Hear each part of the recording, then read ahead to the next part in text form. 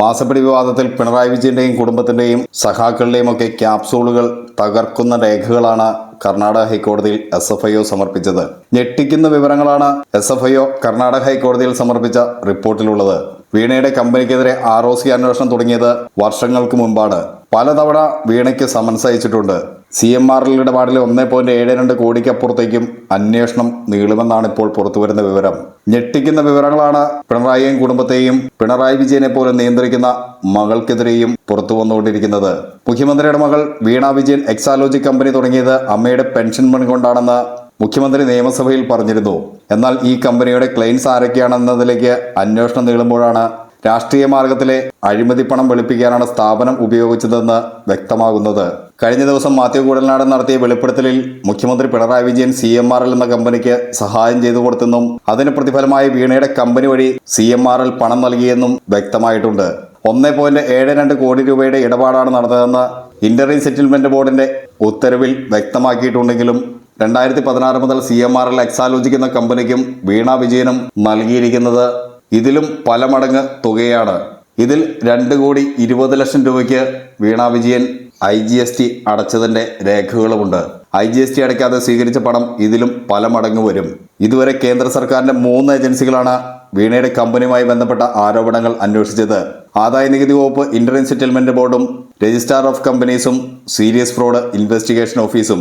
ഈ 3 അന്വേഷണങ്ങളും പരസ്പരം ബന്ധപ്പെട്ട് കിടക്കുന്നതാണ്.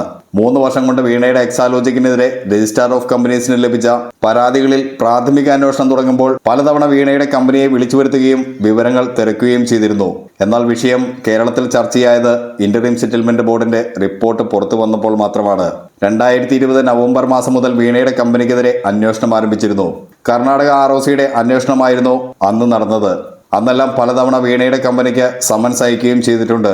കൂടാതെ വിശദീകരണങ്ങളും തേടി. പിഴയും അടപ്പിച്ചിട്ടുണ്ടെന്നാണ് പുറത്തു വന്ന വിവരം. എന്ത് സോഫ്റ്റ്വെയർ സഹായം നൽകിയാണ് CMRL നിന്ന് പണം സ്വീകരിച്ചത് എന്നതടക്കമുള്ള ചോദ്യങ്ങൾ ROC ഉയർത്തിയെങ്കിലും അതിനൊന്നും വ്യക്തമായ മറുപടി നൽകിയിട്ടില്ല. GST അടച്ചിട്ടുണ്ടെന്ന വിശദീകരണമാണ് വീണയുടെ കമ്പനി നൽകിയത്. ROCക്ക് നൽകിയ വിശദീകരണത്തിൽ പോലും കള്ളപ്പണം സ്വീകരിച്ച് GST അടച്ചാൽ അത് വൈറ്റ് മണിയാകുമെന്ന തരത്തിലുള്ള മറുപടികളാണ് വീണ വിജയൻ നൽകിയിരിക്കുന്നത്. 2021 ജനുവരി 9 ആദ്യ നോട്ടീസ് വീണയ്ക്ക് നൽകിയത്. ഇതേ തുടർന്ന് 22/7/2021 വീണയുടെ കമ്പനി നോട്ടീസിന് മറുപടി കൊടുത്തു. 11/8/2023 പ്രാഥമിക അന്വേഷണ റിപ്പോർട്ട് തയ്യാറാക്കി വീണയ്ക്കും കമ്പനി ഓഡിറ്റർക്കും അന്വേഷണ സംഘം അയച്ചു നൽകി. ഇതേ തുടർന്ന് 8/9/2023 വീണ തൃപ്തികരമല്ലാത്ത ഒരു മറുപടിയും നൽകി. 29/12/2023 കമ്പനീസ് ആക്ട് പ്രകാരം കേസെടുക്കുകയും അന്വേഷണം വിപുലപ്പെടുത്തുകയും ചെയ്തു. തുടർന്നിങ്ങോട്ട് വിവിധ ഘട്ടങ്ങളിൽ ROC നടത്തിയ അന്വേഷണ വിവരങ്ങളാണ് സത്യവാങ്മൂലത്തിൽ കർണാടക ഹൈക്കോടതിയിൽ നൽകിയിരിക്കുന്നത്. എന്തുകൊണ്ടാണ് അന്വേഷണം നടത്തുന്നത് എന്നതടക്കമുള്ള വിവരങ്ങൾ ഈ അഫിഡവിറ്റിൽ ഉൾപ്പെടുത്തിയിട്ടുണ്ട്. തന്റെ കമ്പനിക്കെതിരെ ROC അന്വേഷണം നടക്കുന്നുണ്ടെന്നും അതുകൊണ്ട് SFIO അന്വേഷണം വേണ്ടെന്നും കാണിച്ച് സമർപ്പിച്ച ഹർജിയിൽ ഇക്കാര്യങ്ങളെല്ലാം വീണ വിജയനും ഉൾപ്പെടുത്തിയിട്ടുണ്ട്. ഇത് വീണയ്ക്ക് തന്നെ കുരുക്കാകുമെന്ന അവസ്ഥയിലേക്കാണ് ഇപ്പോൾ കാര്യങ്ങളുടെ പോക്ക്. ഇതോടെ SFIO നടത്തിയ പ്രാഥമിക അന്വേഷണത്തിന്റെ വിശദാംശങ്ങളും കോടതിയുടെ മുന്നിലുണ്ട്. അതുകൊണ്ട് തന്നെ SFIO അന്വേഷണം കോടതി സ്റ്റേ ചെയ്യാനുള്ള സാധ്യത വിരളമാണ്. മാത്രമല്ല തുടർ നടപടികൾ സ്വീകരിക്കാൻ അനുവാദം നൽകുന്നതുമാകും കർണാടക ഹൈക്കോടതിയുടെ വിധിയെന്നാണ് നിയമവിദഗ്ധർ വ്യക്തമാക്കുന്നത്. ഈ വിവരങ്ങളൊന്നും അന്ന് മാധ്യമങ്ങളിൽ വന്നിരുന്നില്ല. വീണയുടെ കോടതിയിലെ വാദങ്ങൾ തന്നെ CPMന്റെ എല്ലാ രാഷ്ട്രീയ പ്രതിരോധങ്ങളെയും തകർക്കുന്നതാണ്. ഇപ്പോൾ കണ്ടെത്തിയ 1.72 കോടിക്ക് അപ്പുറത്തേക്കും അന്വേഷണം നടക്കുമെന്ന കാര്യം ഉറപ്പാണ്. വീണയുടെ കമ്പനി സമാനമായ മാർഗത്തിൽ മാസപ്പടി വാങ്ങിയിരുന്നു എന്നതടക്കമുള്ള വിവരങ്ങളും അന്വേഷണ പരിധിയിലേക്ക് നീങ്ങും. CMRL കൂടാതെ സാന്റാമോണിക്കയിൽ നിന്നും JDT ഇസ്ലാമിൽ നിന്നുമൊക്കെ വീണ വിജയൻ പണം കൈപ്പറ്റിയിട്ടുണ്ട്. ഇതും അന്വേഷണത്തിന്റെ പരിധിയിലേക്ക് വരുമെന്ന് തന്നെയാണ് ഇപ്പോൾ ലഭിക്കുന്ന സൂചന. കേസുമായി സഹകരിക്കാനാണ് എക്സാലോജിക്കിന് ഹൈക്കോടതി നൽകിയ നിർദ്ദേശം. ഇതിനൊപ്പം അറസ്റ്റ് ഉൾപ്പെടെയുള്ള കടുത്ത നടപടികൾ പാടില്ലെന്നും വിധി വരുന്നതുവരെ അത്തരം നീക്കങ്ങൾ നടത്തരുതെന്നും കമ്പനികാര്യ വകുപ്പിനും ഹൈക്കോടതി നിർദ്ദേശം നൽകിയിട്ടുണ്ട്.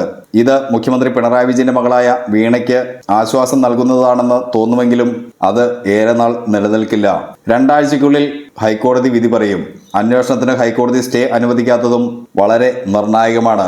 ഇതോടെ അന്വേഷണം തുടരാൻ SFIOയ്ക്ക് സാധിക്കുകയും ചെയ്യും. കരിമണൽ കമ്പനിയായ CMRLുമായി ബന്ധപ്പെട്ടുള്ള ഇടപാടുകളിൽ സീരിയസ് ഫ്രോഡ് ഇൻവെസ്റ്റിഗേഷൻ ഓഫീസ് നടത്തുന്ന അന്വേഷണത്തിന് ഇടക്കാല സ്റ്റേ ആവശ്യപ്പെട്ടാണ് എക്സാലോജിക് സൊല്യൂഷൻസ് കമ്പനി ഡയറക്ടറും മുഖ്യമന്ത്രിയുടെ മകളുമായ T വീണ കർണാടക ഹൈക്കോടതിയിലെത്തിയത്. വിധി പറയുന്നതുവരെ എക്സാലോജിക്കിനെതിരെ കടുത്ത നടപടികൾ പാടില്ലെന്ന് മാത്രമാണ് SFIOയ്ക്ക് കോടതി നൽകിയ നിർദ്ദേശം. അതേസമയം SFIO ആവശ്യപ്പെടുന്ന എല്ലാ രേഖകളും എക്സാലോജിക് ഹാജരാക്കണമെന്നും നിർദ്ദേശം നൽകിയിട്ടുണ്ട്. ഈ ഒരു നിർദ്ദേശമാണ് ഇപ്പോൾ വീണ വിജയനെ വെട്ടിലാക്കിയിരിക്കുന്നത്. അതായത് CMRൽ നിന്നും പണം കൈപ്പറ്റിയതുമായി ബന്ധപ്പെട്ട് ഇടപാടുകൾ നടന്നതിന് സാധൂകരിക്കുന്ന ഒരു രേഖയും വീണ വിജയന്റെ പക്കലോ എക്സാലോജിക്കിന്റെ പക്കലോ ഇല്ലെന്നതാണ് വീണ വിജയൻ കൂടുതൽ കുരുക്കിലേക്ക് നീങ്ങാൻ കാരണം. ഒരു ഇമെയിൽ സന്ദേശം പോലും വീണ വിജയന്റെ കമ്പനി CMRലുമായുള്ള പണമിടപാടുമായി ബന്ധപ്പെട്ട് CMRലും നൽകിയിട്ടില്ല. അതുതന്നെയാണ് വീണ വിജയന് ഏറ്റവും വലിയ കുരുക്കാകുന്നതും. നൽകിയ സേവനത്തിന്റെ പ്രതിഫലമായിട്ടാണ് പണം വാങ്ങിയതെങ്കിൽ ഒരു ഇൻവോയ്സ് എങ്കിലും എക്സാലോജിക് CMRൽ നൽകിയിട്ടുണ്ടാകണം. എക്സാലോജിക്കിന്റെ വീണ വിജയന്റെ പക്കൽ ഈ രേഖകൾ ഇല്ലെന്നത് തന്നെയാണ് കൂടുതൽ വെട്ടിലാക്കുന്നത്.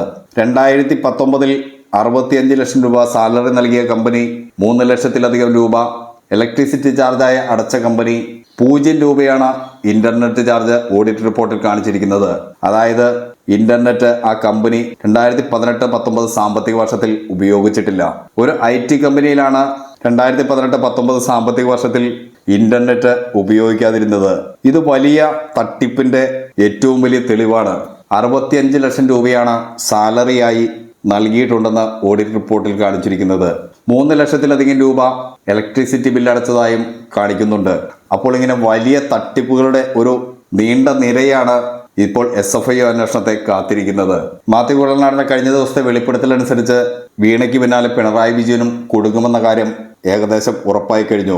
എന്തായാലും കർണാടക ഹൈക്കോടതിയിലും കേരള ഹൈക്കോടതിയിലും വീണ വിജയനും KSIDCക്കും ഒക്കെ ഉണ്ടാകാൻ പോകുന്നത് വമ്പൻ തിരിച്ചടികൾ തന്നെയായിരിക്കും. ഇതോടെ വീണ വിജയന്റെ അറസ്റ്റ് കോടതി വിധി വരുന്നതോടെ ഉറപ്പായി കഴിഞ്ഞു.